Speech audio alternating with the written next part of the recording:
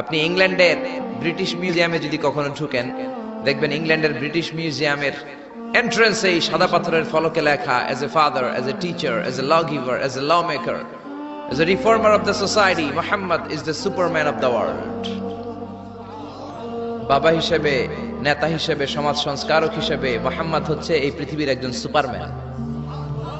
ও যুবক ভাইরা, সুপারম্যানের T shirt গেঞ্জি লাগালেই সুপারম্যান হওয়া যায় না, সুপারম্যানের ট্যাটু লাগালে সুপারম্যান হওয়া যায় না, সুপারম্যানের স্টিকার লাগালে সুপারম্যান হওয়া যায় না। সুপারম্যান হতে হলে বিশ্বনবীর অনুসারী হওয়া লাগে। চিল্লায় বলেন ঠিক কিনা? এটা কি কোনো মুসলিম দেশের জাদুঘরে, মিউজিয়ামে লেখা, নাকি খ্রিস্টানদের জাদুঘরে? আসেন এবার বৌদ্ধ ধর্মে ঢুকি। বৌদ্ধদের বর্তমান বিশ্বের সবচেয়ে বড় ধর্মীয় নেতার নাম দালাই লামা, তিব্বতের ধর্মীয় গুরু। তিনি একটা ইন্টারন্যাশনাল কনফারেন্সে বলেছেন, the last messenger of Muslim community, Muslim বিশ্বের সর্বশেষ নবী তিনি সাধারণ কোনো মানব নন, তিনি অবিসংবাদিত মানব হয়ে পৃথিবীতে এসেছেন। এটা কোনো মুসলমানের কমেন্ট নাকি বৌদ্ধদের কমেন্ট? সুবহানাল্লাহ কইতে মন চায় না? এবার আসেন খ্রিস্টানরা আবার কি বলে। মাইকেল এইচ হার্ট একটা বই লিখেছেন, বইটার নাম হচ্ছে দি 100, ranking of the most influential personality in the world. পৃথিবী কাঁপানো 100 জন মনীষীর জীবনী তিনি সেখানে এনেছেন।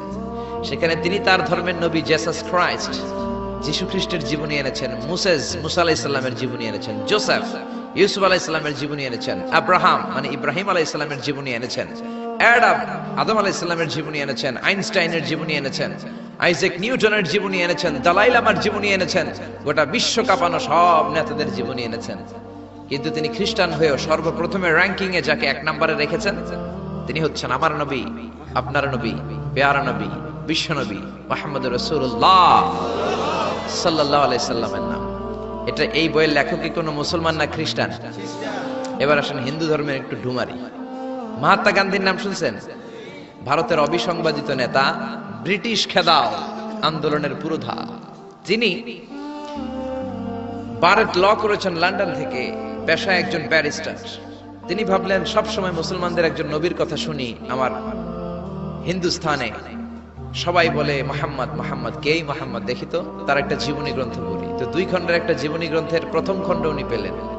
উনি ভাবলেন ভূমিকাটা, বইয়ের ভূমিকাটা পড়ে রেখে দিব, পুরোটা পড়ার দরকার নাই। কিন্তু ভূমিকা পড়ার পরে পুরো জীবনী পড়ার আগ্রহ, কৌতূহল, কিউরিওসিটি তার অন্তরে ঢুকিয়ে দিল কে?